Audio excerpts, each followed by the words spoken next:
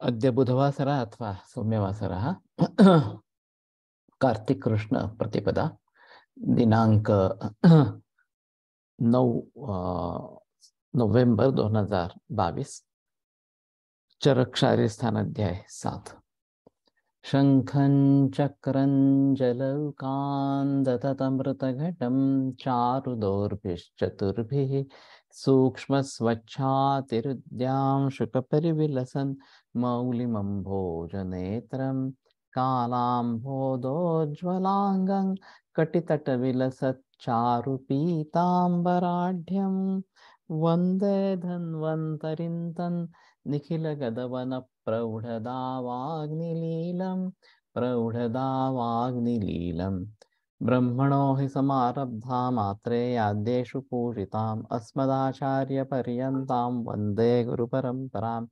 आयुर्वेदरतं वन्दे माधवाख्यं महागुरुम् आयुर्वेदामृतं सर्वं शिष्येभ्यो यः प्रदत्तवान् द्रष्टाज्ञानी दृष्टकर्मा कृतकर्मा तथैव च अध्यापकोऽभिषक्श्रेष्ठो महान् संशोधकस्तथा गुणैरेतैः समुदितैः यत्कार्यं प्रतनोद्धि सः समृद्ध्यर्थं हि कार्यस्य वयं नु प्रयतामहे सरस्वत्यै नमो यस्याः प्रसादात् पुण्यकर्मभिः बुद्धिदर्पणसङ्क्रान्तं जगदध्यक्षमीक्षते आत्रेयं प्रथमं वन्दे आयुर्वेदजगद्गुरुम् आयुर्वेदामृतं सर्वं गृहीत्वा हि सुरेश्वरात् अग्निवेशादिकेभ्यो यत् प्रयच्छत् मुनिसत्तमः प्रथमं तन्त्रकर्तारम् अग्निवेशं नमाम्यहम्।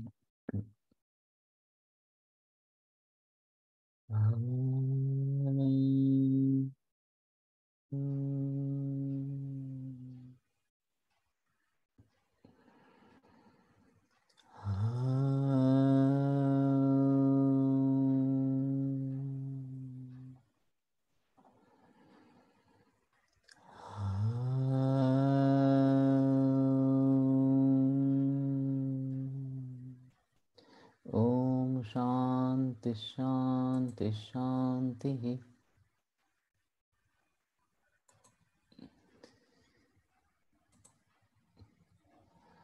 नवमहन्ति छिद्राणि सप्तशिरसि द्वे च अधः एतावत् दृश्यं शक्यमपि निर्देष्टुम्।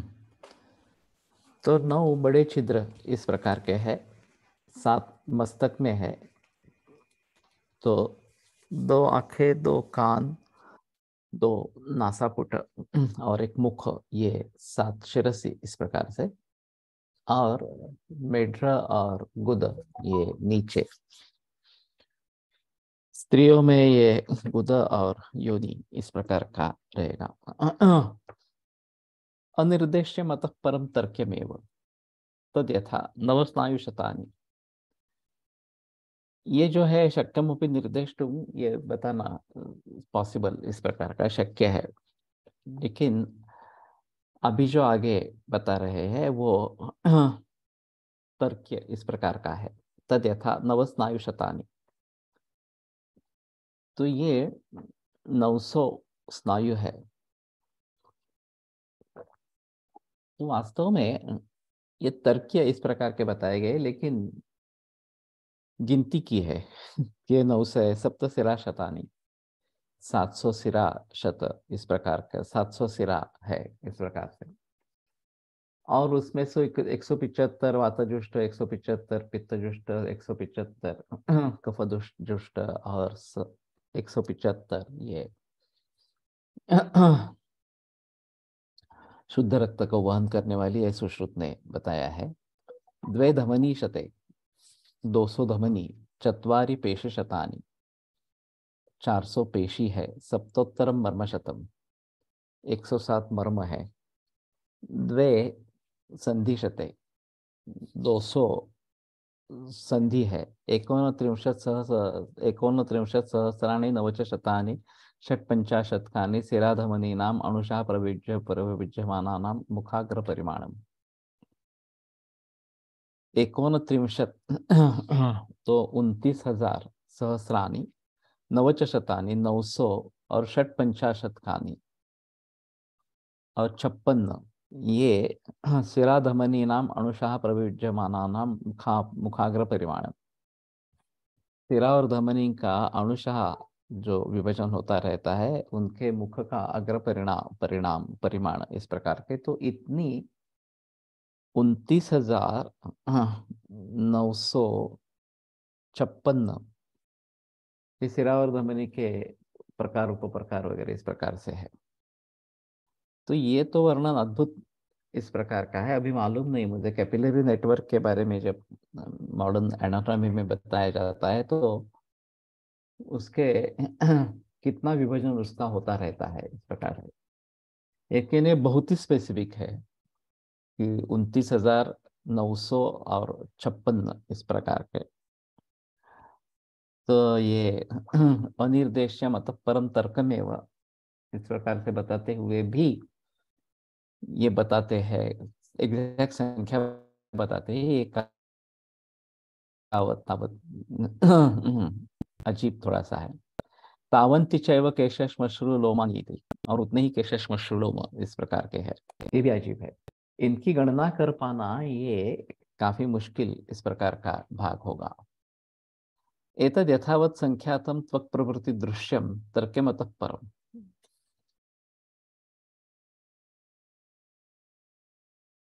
तो ये त्वक् प्रवृत्ति दृश्य जो है ये तद यथावत संख्यातम, जो दृश्य है वो यथा जैसा है वैसा बता दिया।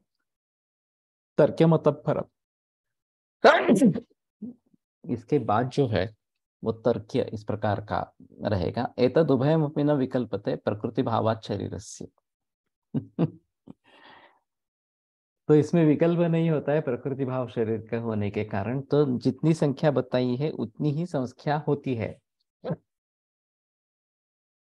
तो उस जमाने में जब ये शव विच्छेदन इतना प्रचलन में इस प्रकार का नहीं था, उस जमाने में इस प्रकार से बता पाना ये काफी मुश्किल इस प्रकार का मामला है। और जब टेक्नोलॉजी नहीं थी तो ये बता पाना काफी मुश्किल इस प्रकार का मामला है। मुखाग्र परिमाणम इति मुखरूपस्य अग्रस्य परिमाणम अत्र यान्येव सप्तविशिरा शतानि धमनी शतद्वयं च उक्तं तदेव सूक्ष्मप्रतान अग्रभेदगणनया 39,सहस्राणि नवचशतानि षट्पञ्चाशत्कानि भवन्ति। स्थूलगणनया तु पूर्वसंख्या सिराधमनी अंतर्भवति इति न विरोधः। तावन्ति चैव केशवश्मश्रुलोमानि इति 39 वगैरह वगैरह। एतच्च केशादिसंख्यानं स्थूलशिरामुखगत शिरामुखगेत केशादि विभागेन ज्ञेयं, सूक्ष्मतम विभागेन तु केशादीनां बहुत्वमपि शास्त्रान्तरोक्तं भवति इति ज्ञेयम्। एतत् त्वक्प्रवृत्ति दृश्यं तर्क्यञ्च स्नायवादि यथावत् संख्यातमिति योजना। सम्प्रति यथोक्तं त्वगादीनां मानं प्रकृतिस्य शरीरेण व्यभिचरति इति दर्शयनाह। एतदुभयम् इत्यादि। उभयमिति दृश्यं तर्क्यञ्च प्रकृतिभावात् इति अविकृतत्वात् शरीरस्य। यत्र तु शरीरं विकृतं न भवति तत्र यथोक्तं त्वगादिमानम् अपि विकृतं भवति इति भावः। तो अगर इसमें विकृति उत्पन्न हो जाती है तो ये त्वगादिमान भी बदल इस प्रकार का जाता है।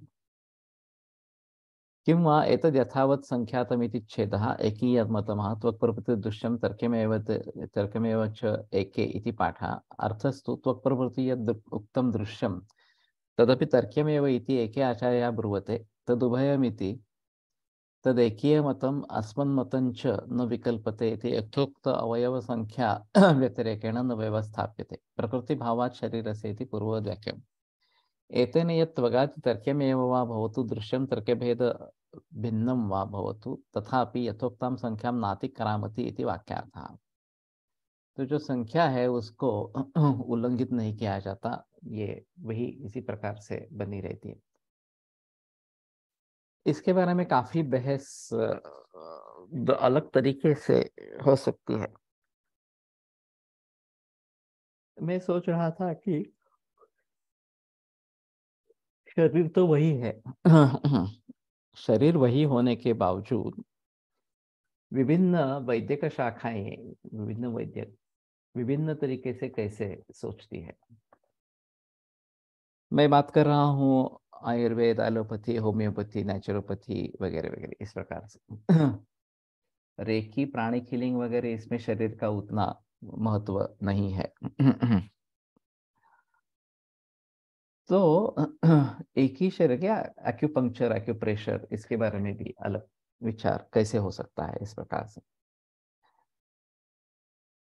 तो भेदता ही भेद्यम अन्यथा भिन्नति, ये सूत्र महत्वपूर्ण रहेगा कि जो जिस दृष्टि से देखता है उसके अनुसार वो उसका विभाजन करता रहता है। और एक अहम बात है कि हमारे गृहीत तत्व क्या है, उसके आधार पर हमारा देखने का तरीका बन जाता है। तत्र शरीरम नाम चेतनाधिष्ठान भूतम पंचमहाभूत विकार समुदायात्मकम समयोग वाही, ये अगर हम शरीर को देखते हैं इस प्रकार से, तो चेतनाधिष्ठान भूत ये बहुत बड़ा मुद्दा इस प्रकार का है, उसका बड़ा मायने वो रखता है। आधुनिक एनाटॉमी में शव विच्छेदन के द्वारा जो शरीर का ज्ञान होता है, या फिर अभी टेक्नोलॉजी के द्वारा जो शरीर का ज्ञान होता रहता है सूक्ष्म से सूक्ष्म इस प्रकार का, चाहे सोनोग्राफी हो, स्कैन हो, पेट स्कैन हो, वगैरह वगैरह इस प्रकार से, वो एक अलग चीज इस प्रकार की रहेगी। और इसमें मॉडर्न मेडिसिन ने काफी तरक्की इस प्रकार की है। इतनी तरक्की की है कि लोग अब क्लिनिकल डायग्नोसिस को भूल गए हैं। इसी से पता चलता है ऐसा मानने लगे हैं, और फिर उसी के आधार पर निर्भर इस प्रकार के हो जाते हैं। तो इसमें ये चैतन्य की बात है, मन बुद्धि अहंकार ये भी है, इसके बारे में मॉडर्न मेडिसिन में कुछ विचार इस प्रकार का नहीं है। और इसीलिए इन सभी के विचार के बावजूद भी उसमें कमियां इस प्रकार की रही रहती है। इतना सूक्ष्म से सूक्ष्म विचार होने के बावजूद भी उसमें कमियां इस प्रकार की रह जाती है। तो हमें सर्वांगीण दृष्टि से अगर देखना है, तो मेरा मानना है कि आयुर्वेद जो बताता है वो व्यापक है, सर्वांगीण है, और फिर भी इसमें संख्या गणन है और वो बदलती नहीं है, ऐसा कहना है उनका। और केशश्म श्मश्रु लोम वगैरह इनकी भी संख्या परफेक्ट दी है, 29,956 इस प्रकार से। तो ये कैसे बता पाते हैं, ये एक अहम मुद्दा इस प्रकार का रहेगा। और दूसरा एक इसमें हिस्सा है कि एलोपैथी में सिस्टम वाइज विचार है, और हर सिस्टम में इन्वॉल्व अवयव इस प्रकार के हैं, और उस सिस्टम का कार्य क्या है ये बताते रहते हैं। तो चाहे कार्डियोवैस्कुलर हो, रेस्पिरेटरी हो, डाइजेस्टिव हो, यूरिनरी इस प्रकार की हो, तो हर सिस्टम के बारे में उसमें कौन से अवयव शामिल है और उनका क्या रोल है ये बताते रहते हैं। तो रोगों के बारे में भी यही अप्रोच रहा है कि ये फलानी सिस्टम है, ये उसमें फलाने अवयव इस प्रकार के है। और फिर जब रोग होते हैं, इसमें फिजियोलॉजिकल और एनाटॉमिकल दोनों तरीके से देखा जा सकता है। जब तक एनाटॉमिकल विकृति नहीं आती तब तक थोड़ा आसान रहता है, क्योंकि ये पूरा खाना पीना लाइफस्टाइल वगैरह से जुड़ा इस प्रकार से रहता है। जब एनाटॉमिकल विकृति हो जाती है तो समझ लेना है कि ये काफी आगे चल चुका है। सिर्फ दोषों के सहायता से उसके बारे में सोचना मुश्किल होगा। तो धातु मल वगैरह का सभी का विचार होना आवश्यक इस प्रकार का रहेगा, और सुधार होने में कई बरस लगेंगे। आसानी से सुधार नहीं होने वाला है, ये बात पक्की है। मार्ग तो वही है कि खाना पीना लाइफस्टाइल इसी से शुरुआत करनी है, और उसमें से गलतियों को दूर करते हुए अच्छे कदम, योग्य कदम उठाएंगे, तो धीरे धीरे ये एनाटॉमिकल स्ट्रक्चर भी बदलेगा। ऐसी बात नहीं कि वो नहीं बदलेगा, वो भी बदलेगा इस प्रकार से। लेकिन उसमें काफी समय इस प्रकार का लगेगा। और इसलिए जब हमारे पास अवयवों की विकृति लेकर लोग आते हैं, चाहे किडनी फेलियर हो, ब्रेन ट्यूमर हो, या लिवर सिरोसिस हो, रिनल पैरेंकाइमल डिसीज इस प्रकार के हो, वगैरह वगैरह जो भी है वो,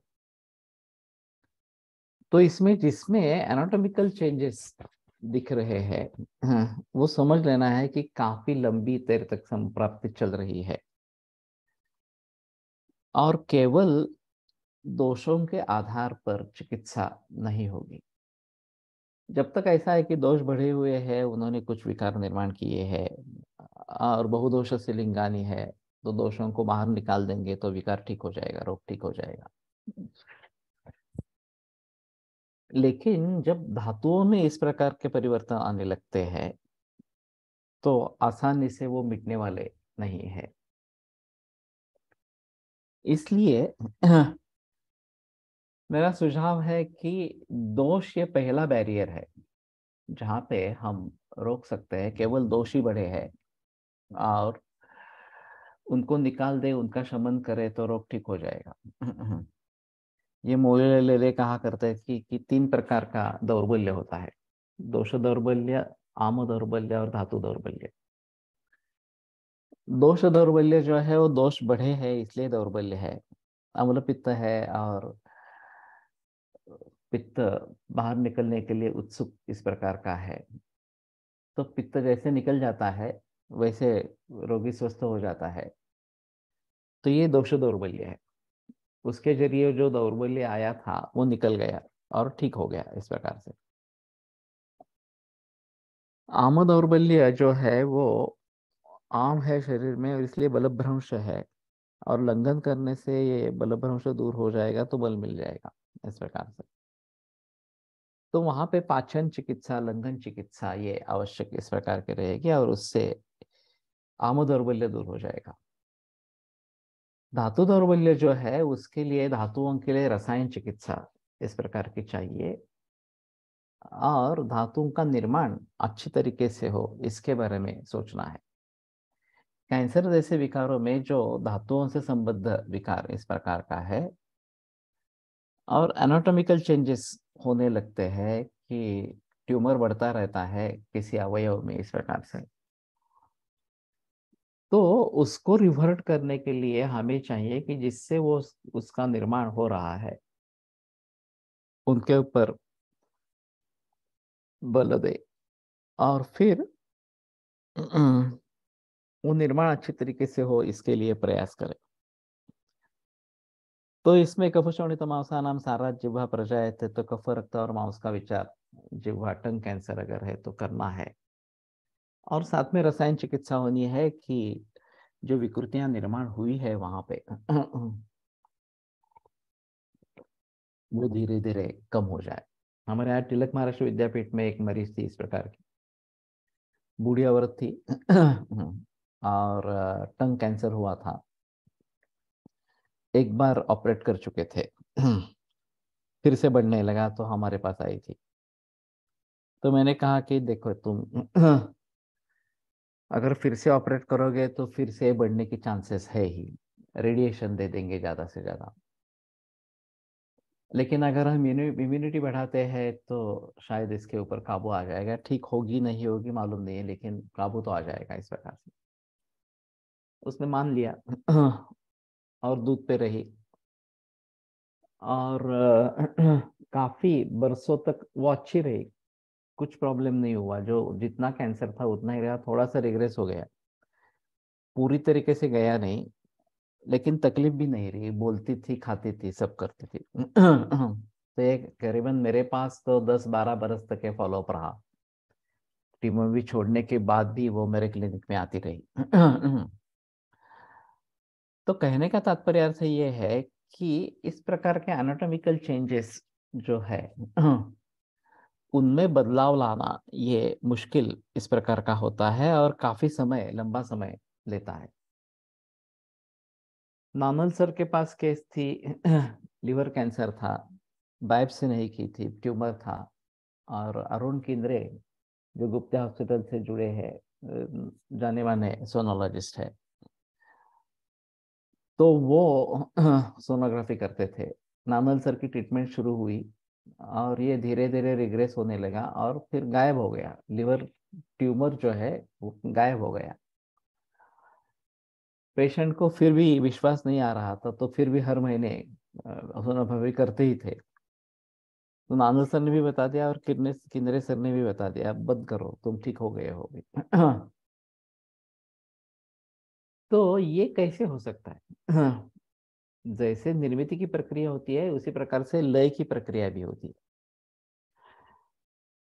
और जो इस प्रकार से विकृति बन रही है उसका भी लय इसी प्रकार से रिवर्ट प्रोसेस से होता है। और फिर जो मलभाग है वो बाहर निकाले जाएंगे, इस प्रकार की स्थिति रहेगी। तो कहने का तात्पर्य अर्थ ये है कि रिवर्सल पॉसिबल होता है, ऐसा नहीं होता कि रिवर्सल होता ही नहीं है इस प्रकार से।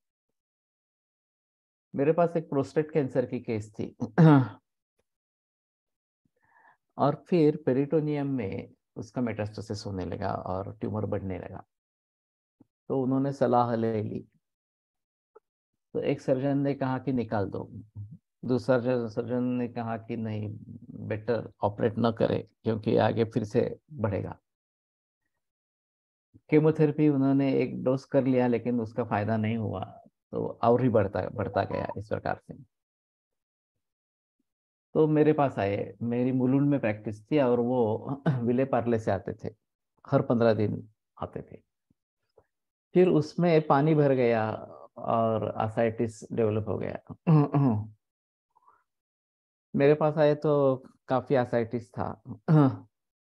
मैंने दूध पे रखा तो आसाइटिस कम हो गया, पूरा निकला नहीं इस प्रकार से। और जब मेरे पास आए तभी ट्यूमर का साइज 8 सेंटीमीटर बाय 15 सेंटीमीटर, ऐसा बहुत ज्यादा बड़ा था इस प्रकार से। और ऊपर से फील होता था हाथ से। तो ये व्यक्ति ऐसे थे कि जिन्होंने आनंद से दूध लिया, 3 लीटर दूध पीते थे। अग्नि अच्छा था, इसके बावजूद भी अग्नि अच्छा था। और मैंने उनको वर्धमान पिंपली 3 से 30, 6 से 60, 10 से 11, 100 इतने सभी दे दिए, भल्ला तक भी दे दिया, भल्ला तक 9 भल्ला तक हम पहुंचे। लेकिन 90 भल्ला तक में उनको खुजली होने लगी तो मैंने टेपर ऑफ करके बंद कर दिया। तो औषध को भी अच्छी तरीके से सहन करते थे इस प्रकार से। तो 1.5 बरस इस प्रकार से अच्छा गया, कुछ प्रॉब्लम नहीं आई। डिसीज बढ़ा भी नहीं और घटा भी नहीं, जैसे कि वैसा इस प्रकार का रहा। बाद में वर्षा ऋतु में पानी बढ़ गया और उनकी डेथ हो गई। तो कहने का तात्पर्य अर्थ ये है कि इस प्रकार के मरीजों में मॉडर्न मेडिसिन वाले कहते हैं कि ट्यूमर एक बार निर्माण हो गया तो जाएगा कैसे? उसको काटना है, केमोथेरेपी देनी है, रेडिएशन देना है, तभी ये मिटेगा, नहीं तो इतने मिटेगा नहीं इस प्रकार से। तो मेरा कहना है कि मिट सकता है। जिस तरीके से वो निर्माण हुआ है उसको हम भली भांति समझ लेंगे तो उसको मिटाना कैसे हम समझ पाएंगे। और ये प्रक्रिया अग्नि से शुरू होती है। और रसायन प्रक्रिया जो धातुओं का निर्माण अगर अच्छी तरीके से होता रहेगा तो ये सुधरेगा इस प्रकार से। तो इसलिए देखने के तरीके अलग अलग इस प्रकार के हैं, इसलिए हर शास्त्र का निदान चिकित्सा अलग अलग इस प्रकार का है। और मॉडर्न मेडिसिन में सिम्टोमेटिक रिलीफ पर ही भर दिया है और उसी को ट्रीटमेंट मानने लगे आगे चलकर। वास्तविक सिम्टोमेटिक ट्रीटमेंट जो है वो केवल लक्षणों को शांत करने वाली इस प्रकार की है, वो मूल रूप से रोग को ठीक नहीं करने वाली। लेकिन फार्मेसी ने इस प्रकार का माहौल खड़ा किया कि बस अब और कुछ करने की जरूरत नहीं है, गोली लेते रहो, आप स्वस्थ रहोगे इस प्रकार से। और पूरा समाज उसकी चपेट में आ गया और रोगों को ठीक करना ही नहीं है, यही ट्रीटमेंट होती है, इस प्रकार से समझने लगा। तो ये मानसिकता जो बदली गई है उसके बारे में हमें सोचना जरूरी इस प्रकार का होगा, और जो रियलिटी है उसके बारे में बताना पड़ेगा कि इस प्रकार से ये रिवर्ट हो सकता है। हमारे पास पहली जो केस थी उसमें भी गॉल ब्लैडर का कैंसर और सेकेंडरी लिवर और कोलन इस प्रकार के थे। उनके बारे में भी ये ट्यूमर चला गया था जो सोनोग्राफी में दिखा था पहले, और फिर ऑपरेशन करने के लिए कोशिश की थी तो देखा था सर्जन ने इस प्रकार। और आगे चलकर ये ट्यूमर पूरी तरीके से नष्ट हो गया। दुर्दैव से मुझे उस समय में ये ज्ञान नहीं था कि सोनोग्राफी के रिपोर्ट्स रखने चाहिए इस प्रकार से, तो मेरे पास रिपोर्ट्स नहीं है। 85 की बात है, 1985 की बात है। आगे के अब हम सभी रिपोर्ट्स को रखते हैं, उसमें कोई संदेह की बात नहीं है। तो एनाटॉमिक को एलोपैथी ने बहुत ज्यादा महत्व इस प्रकार का दे दिया उसी के आधार पर निदान चिकित्सा बनती रही, और इसीलिए सर्जरी को बढ़ावा मिला कि एनाटॉमिकल स्ट्रक्चर आपको मालूम है तो सर्जरी से निकाल देंगे। और कैंसर में तो शुरू में रेडिकल सर्जरीज होती थी, वो मानते थे कि जितना निकाल देंगे वो कैंसर बढ़ेगा नहीं। फिर बाद में पता चला कि ऐसा होता नहीं है, तो मॉडिफाइड रेडिकल इस प्रकार की सर्जरी आ गई। एमआरएम जो है मॉडिफाइड रेडिकल मैस्टेक्टमी। ये एमआरएम आने का कारण ही यही है कि पहले सब निकालते थे तो ये मुश्किल हो जाती थी। त्यामध्ये तीनही बाजूने विचार करावा लागतो तिन्ही बाजूने विचार करावा लागतो का? अग्नि विकृति, आहार, रस, धातु दौर्बल्य। एक्चुअली सभी मरीजों में करना ही है जहां केवल दोषों के आधार पर चिकित्सा करके मार्ग निकलता है वहां ज्यादा मुसीबत नहीं है जिसमें धातु इन्वॉल्व हो जाते हैं कैंसर जैसे विकारों में, प्रमेह में, कुष्ठ में, तो सभी का विचार करना आवश्यक इसी प्रकार का होता है। और इसलिए हमारे जो रोगों का क्लासिफिकेशन होता है वो दोषों के आधार पर होता है, वातज, पित्तज, कफज, द्वंद्वज, सांधिपातिक, आगंतुज वगैरह वगैरह इस प्रकार से। और मॉडर्न मेडिसिन में क्लासिफिकेशन का तरीका ही अलग इस प्रकार का है। कैंसर के बारे में देखें तो सेल टाइप के आधार पर कैंसर का वर्गीकरण हो जाता है, और इसलिए वहां पे एनाटॉमिकल चेंजेस के आधार पर डायग्नोसिस। ब्रेन ट्यूमर है, मेनिंजियोमा है जो नॉन मैलिग्नेंट है, या एस्ट्रोसाइटोमा ग्लोमेरुलोब्लास्टोमा है, इसके आधार पर आगे क्या करना है। अगर मेनिंजियोमा है तो ऑपरेट करने की कोशिश करते हैं, ये भी बार बार होता रहता है, ये भी एक अलग बात है। और एस्ट्रोसाइटोमा ग्लोमेरुलोब्लास्टोमा भी बार बार बढ़ते रहते हैं, लेकिन उसमें फिर रेडिएशन बाद में देते हैं, सर्जरी करवा के रेडिएशन देते हैं और सोचते हैं कि अब ये बढ़ेगा नहीं, लेकिन बढ़ता रहता है क्योंकि मूल कारण जो है वो नष्ट नहीं हुए, मूल कारणों को टाला नहीं गया, तो ये होती ही रहेगी प्रोसेस। कारण कारण के अनुसार कार्य होता ही रहेगा। तो इन सभी चीजों को भली भांति समझकर हमें काम करना है, ये एक आवश्यक इस प्रकार का रहेगा।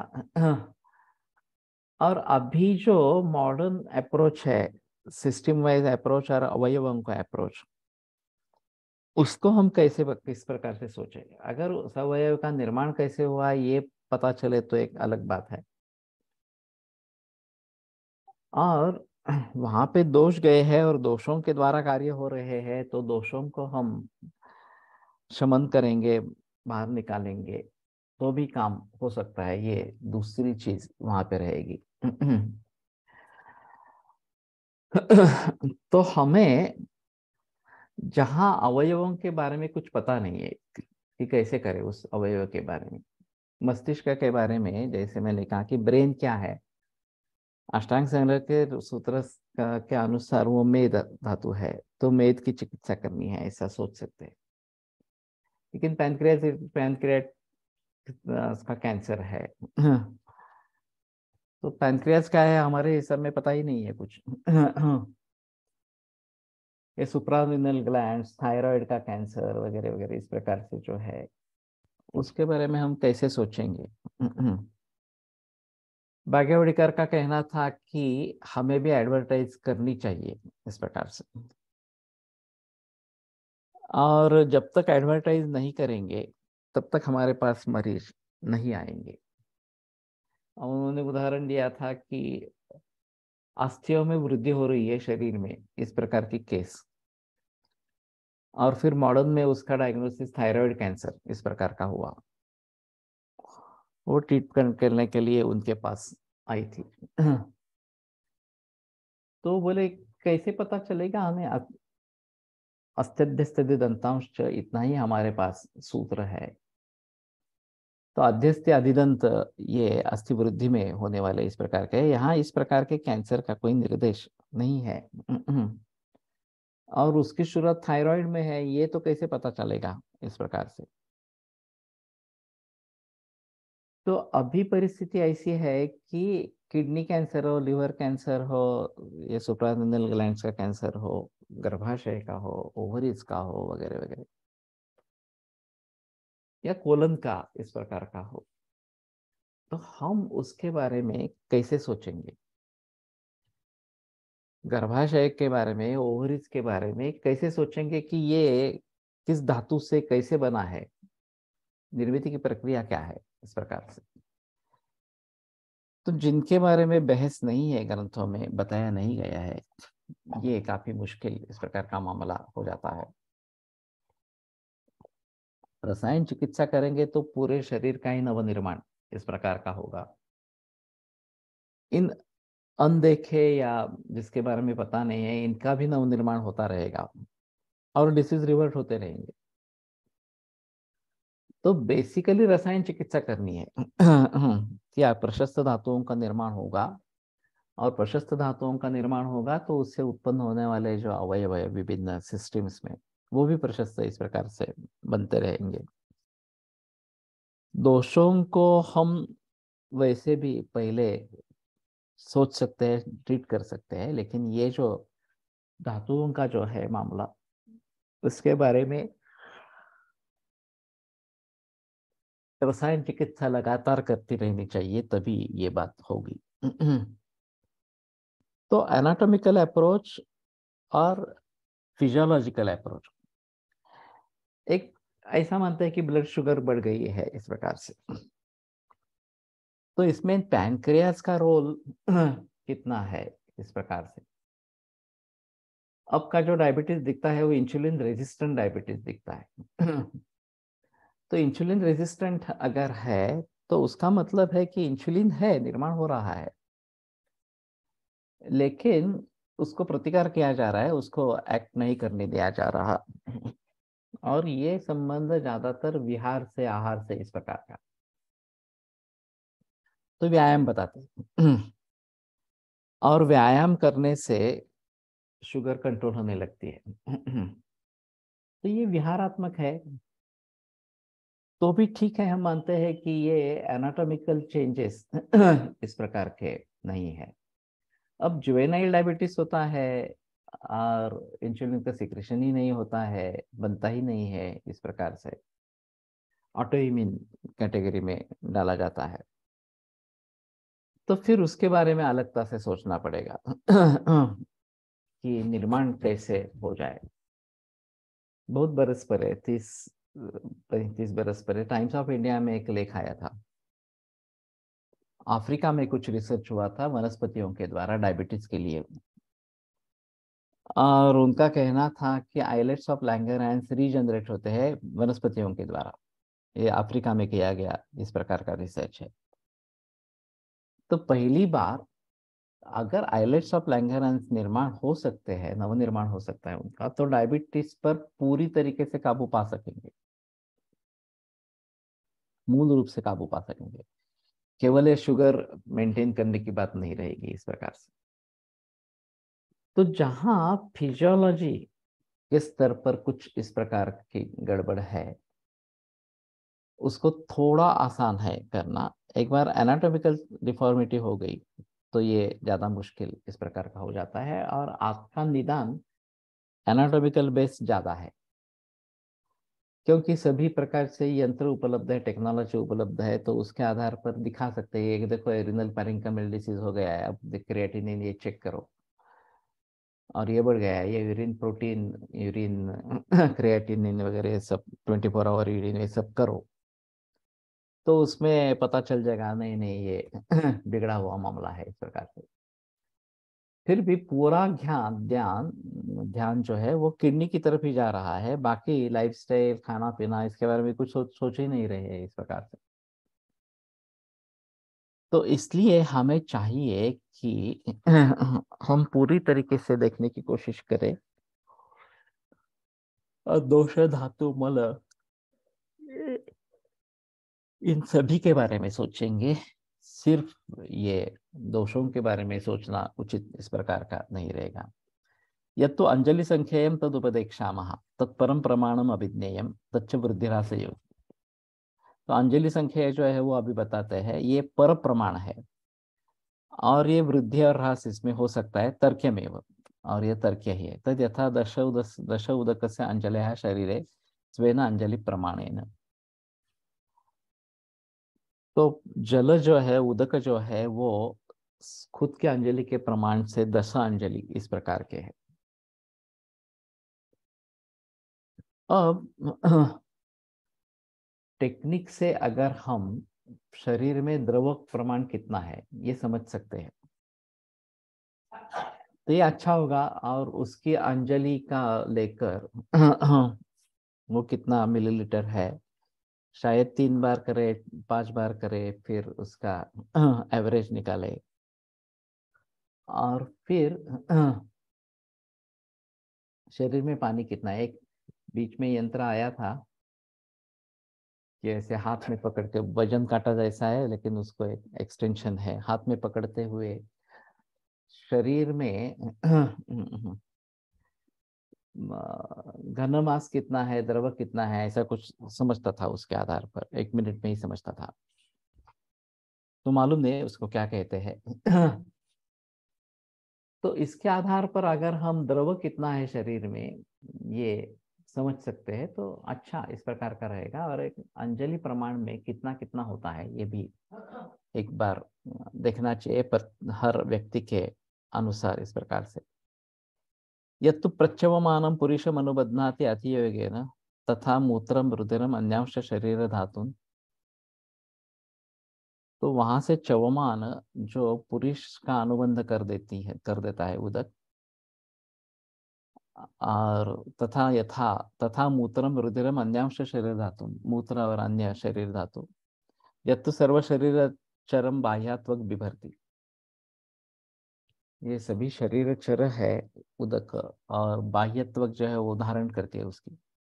यत्तु त्वगंतरे व्रणगतम लसिका शब्दम लभते, और उसी को त्वचा के अंदर व्रणगत लसिका ये शब्द प्राप्त होता है। दोष का मूल स्थान किसी वजह से कट करते हैं तो क्या दोष के ऊपर उसका इफेक्ट होगा, लेकिन दोष के स्थान अनेक है, तो उसमें कौन सा स्थान कट करेंगे ये बताना मुश्किल इस प्रकार का होगा।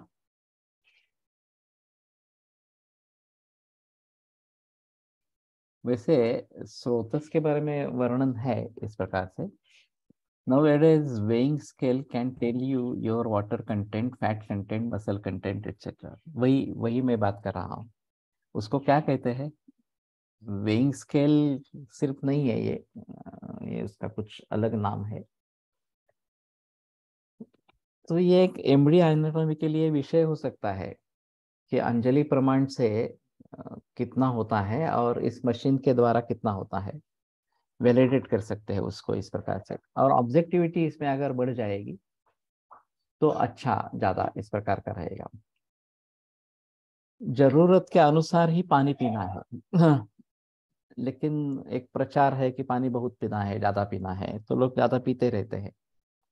तो इसमें ये बात पता चलेगी कि ये द्रव ज्यादा है शरीर में इस प्रकार से, तो ये अलग स्केल है, मैंने खुद देखा है ये इस प्रकार से। तो water content, fat content, muscle content, ये सभी इस प्रकार से पता चलता है, और उम्र का भी पता चलता है, ये भी उन्होंने बताया था कि उसके अनुसार आपका एनाटॉमिकल एज क्या है। मैंने 52वें बरस में देखा था ये, और मुझे बताया गया था कि आपका एनाटॉमिकल एज 50 है। तो अच्छी बात है कि जितना मैं हूँ उससे कम इस प्रकार का देख रहा था उस समय में। एखाद्या धातूची दृष्टी असल्यास त्या स्रोतसाची पण चिकित्सा करावी लागते का? डेफिनेटली करावी लागते उसमें संदेह की बात ही नहीं है। धातुओं का निर्माण इस प्रकार के स्रोतों में अगर होता है तो धातु की दुष्टि होती है। दुष्टि ये शब्द जो है वो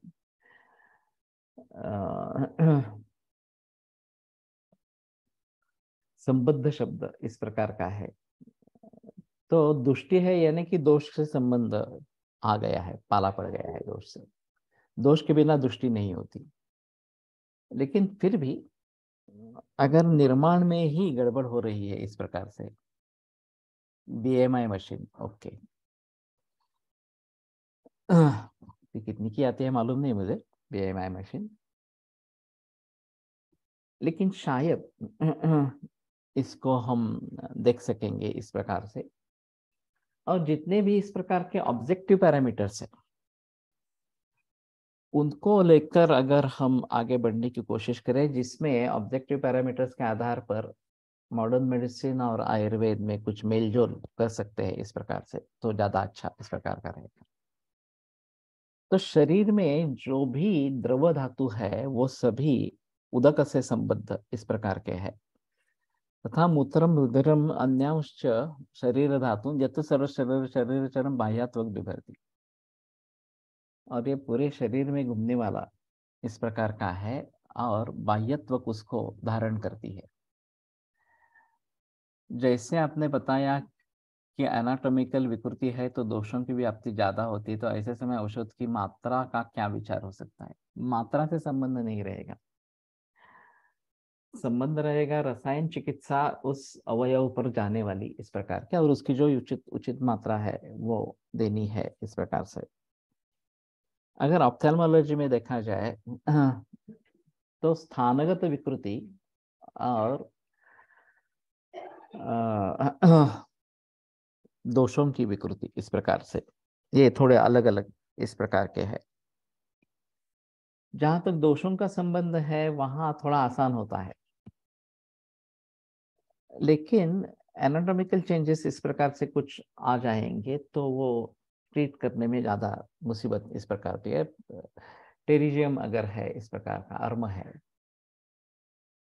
या फिर रेटाइना है, उसके उसमें कुछ बदलाव आ रहे हैं, रेटाइना पतला हो गया है इस प्रकार से। तो जब एनाटॉमिकल विकृति आती है तो गहराई में जाकर सोचना है। अब रेटाइना पतला हो गया है, इसके लिए क्या करना है ये अलग सोच इस प्रकार की रहेगी। वो शायद उस अंग में लोगों को उसके बारे में थोड़ा सोचना, अवयवानुसार रसायन कैसे डिसाइड करें, ये तो मैं भी कोशिश कर रहा हूँ लेकिन हो नहीं रहा एक्चुअली। हाँ, तो जैसे मैंने कहा कि मैंने सोचा था कि फणसलकर की जो किताब है मराठी में रसायन चिकित्सा, वो मैं पढ़ना चाहता हूँ, और गोवा फड़के की किताब में भी काफी इसके बारे में बातचीत बताई गई है। तो शायद अवयवों से साक्षात नहीं मिलेगा, धातुओं के आधार पर रसायन का विचार जरूर होगा। और इसमें एक दूसरा टेढ़ा विकल्प है कि रोगों में जिन दोष और दोषों का वर्णन बताया गया है कि दोषात्मक मांस मेधांसी संदोष विविधा होते हैं, अर्श में बताया गया है। तो त्वचा मांस मेध ये दूष्य है। अर्श में जो चिकित्सा ये है खास करके दीर्घकालीन इस प्रकार की, उसमें हम ये सोच सकते हैं कि उसमें जो रसायन वाजीकरण चिकित्सा होगी वो इन मांसमेद और त्वक इसके ऊपर काम करने वाली इस प्रकार की होगी।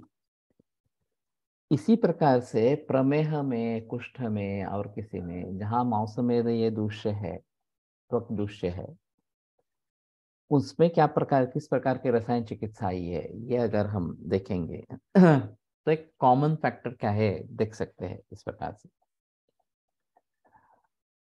और फिर जब कभी इस प्रकार की विकृति होगी धातुओं के द्वारा अवयवों की, तो उन कॉमन फैक्टर्स को लेकर आगे बढ़ सकते हैं। तो मैंने तो ये प्रातिपदिक कोश में सोच के रखा है कि प्रातिपदिक कोश में दोष धातु मला का एक अलग परिशिष्ट बना है सभी से जुड़ा इस प्रकार से। और एक तीसरा आउटपुट है हमारा कि दोष धातु मल स्तर के स्तर पर किस प्रकार की विकृतियां हैं, और फिर उसी के आधार पर उसके लिए चिकित्सा भी क्या क्या होती है ये भी उससे जुड़ जाएगा। तो इसमें विकल्प आएंगे और इन इन रोगों में इसका संबंध होता है, ये बात सामने आती है। तो चिकित्सा में कौन से अंग समान होते हैं ये थोड़ा देख पाएंगे। तो शायद हम दूसरे स्पेसिफिक विचार कर पाएंगे, उससे संबद्ध अवयवों को कर देख पाएंगे। हाइट के हिसाब से वजन तय किया जाता है, इसमें आयुर्वेद के अनुसार क्या विचार करें, ये थोड़ा अलग मामला इस प्रकार का है। हमारे यहाँ अति दीर्घ, अति ह्रस्व, ये विकृतियां इस प्रकार की बताई गई है। और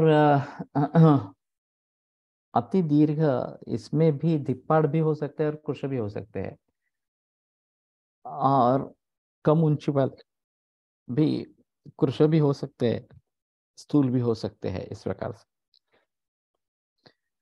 और इसमें ज्यादा फैक्टर अनुवंशिकता का है और फिर मेदो धातु की दृष्टि है। खौल्य कार्य के बारे में बताते हैं, और यही मेदो धातु बाकी जो कृष्ण वर्ण, गौरव वर्ण वगैरह या अलोमा, अतिलोमा वगैरह जो बाकी विकृतियां बताई गई है वो भी इसी से जुड़ी है, ऐसा चरकाचार्य का कहना है। तो एक जगह पे इसका वर्णन नहीं मिलेगा और जो अंगुली प्रमाण की बात करते हैं ऊर्ध्व अध इस प्रकार से इतने अंगुल होने चाहिए, इसमें फिट बैठेगा नहीं तो उसके दृष्टि से आयु कम होगी, ये बात सही इस प्रकार की। अगर ये अंगुली प्रमाण ठीक नहीं हुआ आपका तो जितना नॉर्मल आयु होना चाहिए उतना नहीं रहेगा, ये बात इसमें अहम इस प्रकार की रहेगी। इसके बारे में ज्यादा जिक्र नहीं किया गया है। आमतौर पर नॉर्मल हाइट और वेट इस प्रकार का रहता है, कुछ ही लोगों में इस प्रकार से डेविएशन आता है। तो ये मेदो धातु के आधार पर उसके बारे में सोचे, ये बेहतर ऑप्शन इस प्रकार का रहेगा। यत्तु सर्व शरीर चरम बाह्यात्मक बिभर्ती, ये अजीब है। ये उदक सभी शरीर में फिर घूमने वाला है और फिर बाह्यत्व उसको धारण करते हैं। कैसे जाता है स्रोतस की व्याप्ति जो बताई जाते हैं, मूलात खाद अंतरन दहे प्रसृतन स्वभिवा यत् स्रोतस तदिति विज्ञेयम सिराधम निवर्जितम। तो ये उदक जो है वो उसके मूल स्थान तालुमूलन क्लोमच से लेकर पूरे शरीर में घूमता रहता है। उदक व स्रोतस की व्याप्ति इस प्रकार की है। और फिर त्वचा के धार द्वारा उदक धारा त्वचा जो है उसका धारण होता है। तो ये किस प्रकार से होता है इसके बारे में जानना जरूरी इस प्रकार का होगा। और जैसे कि किडनी फेलियर में अवगाह की बात की गई थी कि पानी पीना रिस्ट्रिक्ट कर दे, लेकिन अवगाह लेने के लिए बताइए, तो शायद ये बात बनती है कि शरीर को जो आपूर्ति चाहिए वो हो जाएगी इस प्रकार से, और किडनी पर या उदक व स्रोतस पर उसका बुरा असर नहीं होगा। तो एक मूल ट्रैक को बाईपास करेंगे इस प्रकार से। एक तरीका है कि पानी रिस्ट्रिक्ट कर देंगे, दूध को बढ़ाएंगे, तो वो अन्न स्रोतस का विषय हो जाता है। और अग्नि अच्छा है, अन्न स्रोतस अच्छा है, तो उसके जरिए ये अच्छा काम करेगा इस प्रकार से।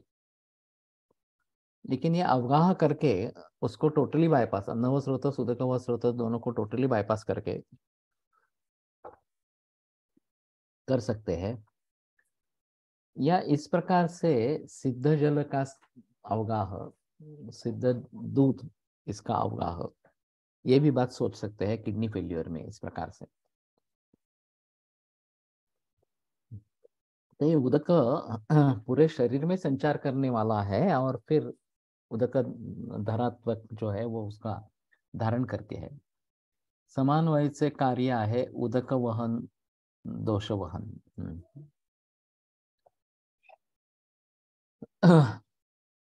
लेकिन ये उदक वह स्रोतस के जरिए जिसका पचन हो रहा है उसके बारे में हम सोचेंगे। अवगाह करते हैं तो ये भ्राजक पित्त जो है उसका कार्य इस प्रकार का रहेगा।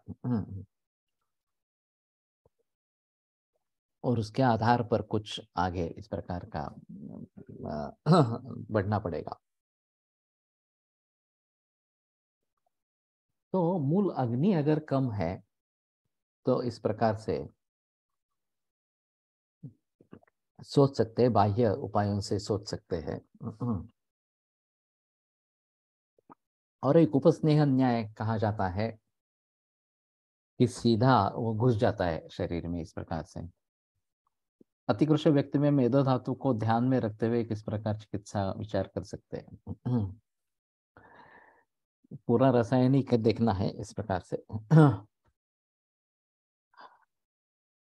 कि जो कृषिमास्तम्यमात्यंत विपरीत निषेवणे ही अचिंतया हर्षणेन ध्रुवम संतर्पणेन च स्वप्न प्रसंगाच कृषो वराह पुष्यति, ये जो बात बताई गई है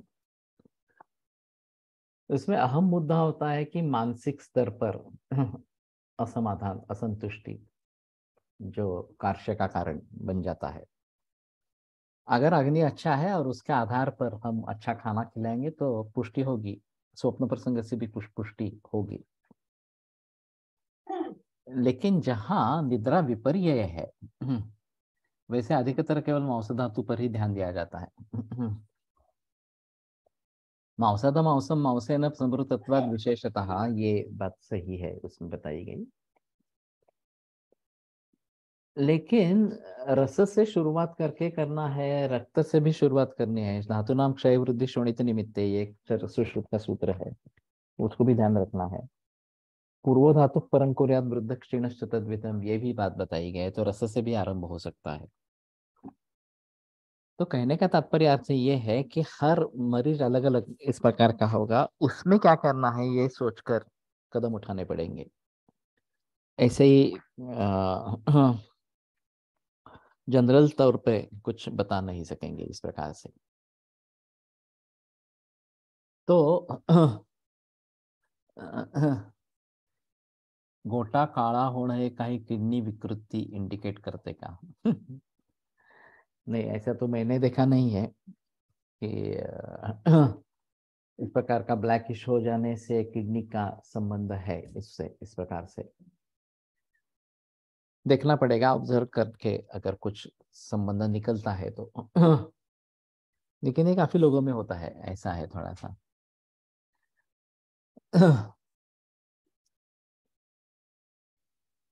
यत्तु त्वगंतरे व्रणगतम लसिका शब्दम लभते, तो त्वगत ये लसिका शब्द उसको प्राप्त होता है। यच्च उष्मणा अनुबद्धम लोम कूपेभ्यः निष्पतत् स्वेद शब्दम अवाप्नोति। और उष्मा से संयुक्त होकर लोमकूप से अगर बाहर निकलता है तो उसको स्वेद शब्द प्राप्त होता है। तदुदकम दशांजलि प्रमाणम, ये उदक दशांजलि प्रमाण इतना है। तो मेरे ख्याल में उदक ये क्लेद वगैरह वगैरह जो है, लसिका, इस प्रकार की बात कही गई है, उन सभी के आधार पर ये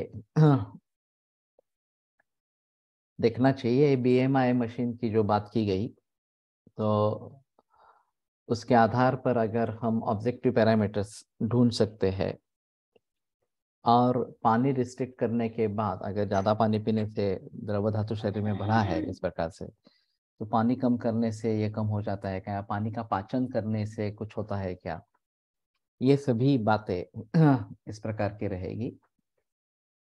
और उसके आधार पर खास करके किडनी फेलियर, उदर, या फिर प्लूरल इफ्यूजन, एन्सेफेलोपैथी, अथवा हाइड्रोसिफेलस वगैरह वगैरह के बारे में सोच सकते हैं। ये सभी इस प्रकार से पानी का या उदक का पचन न होने से उत्पन्न होने वाली विकृतियां इस प्रकार की है।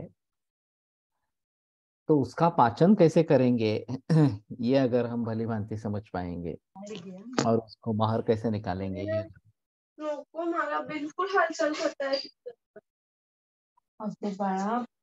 जर एक ग्रास पडला ना, एक तुला माहिती आहे पण 38 वर्षा वयापासून जास्त होतं आणि बाहेरचं अन्न खाण्यामध्ये जास्त होतं.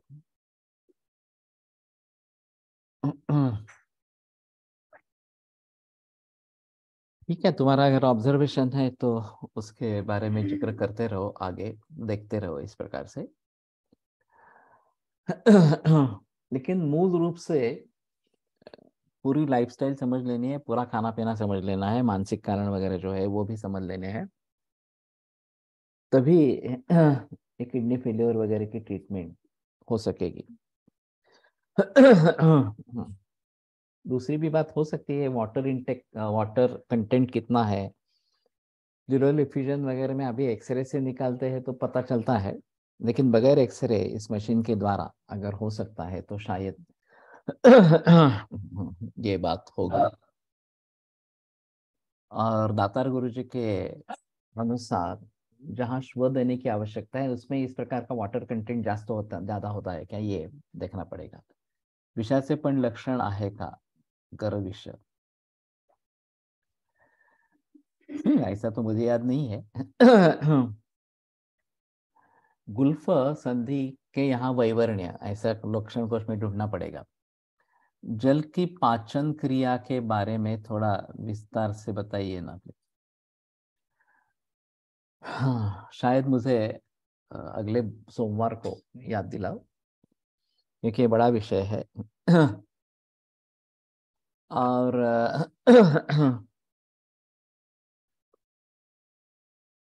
पाचन बाहर करना है, अंदर करना है, और फिर जल का पाचन एक अलग विषय इस प्रकार का थोड़ा सा रहेगा। और उसके बारे में तृषा निग्रह, ये बात आवश्यक इस प्रकार की रहेगी। तो ये बड़ा विषय है, तो सोमवार शुरू होते ही मुझे याद दिलाना, तो मैं शायद इसके बारे में बता सकूं। आज रुकते हैं और कल आगे बढ़ेंगे। आज दोपहर में मैं नहीं कर पाऊंगा योग सूत्र का वाचन, तो देखते हैं, नहीं तो अगले हफ्ते में फिर से करेंगे।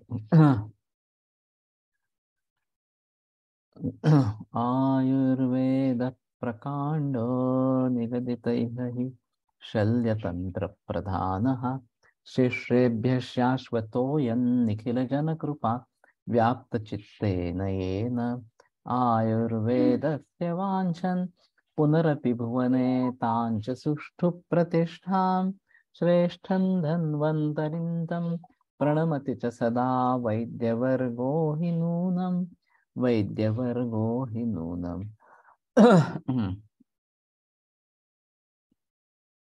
दोपहर 4 बजे करते हैं, लेकिन ये मराठी में है। तो ज्वाइन होना चाहते हैं तो अगले बुधवार को सोच सकते हैं इसके बारे में। ओम